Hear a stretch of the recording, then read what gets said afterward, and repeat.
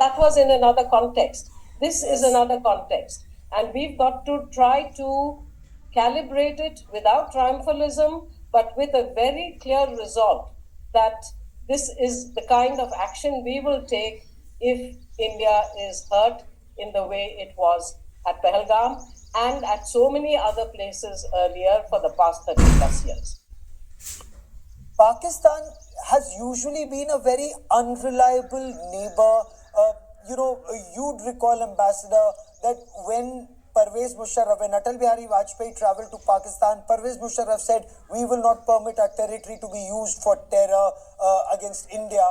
And then we had the 2006 train bombing when Dr. Manmohan Singh was having this interaction with Musharraf again. We had 26/11 Mumbai terror attacks. And then we had Kargil before that when the Lahore process was on. So each time behind this peace or ceasefire, they are plotting the next attack. Once they get this IMF bailout, will they not be using that same money perhaps to get a better air defense system, to get in more fighter jets, and whatever weaknesses we've exposed in their systems, they will improve upon that and then target us again?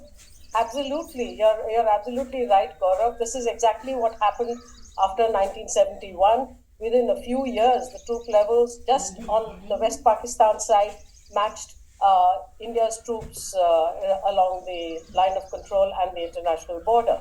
So they will certainly do that. And this is why I say it's going to be a long haul. It's not just a question of whether they get a better air defense system or more drones or something of that sort. It's the nature of the Pakistan state. Now, we are into, I think, sort of tectonic situations with regard to the structures of nation states. And it's not just with Pakistan. It's happening in Europe. It's happening elsewhere. And it's noticeable because the old rules, the old norms, the old expectations no longer hold good. So we have got to anticipate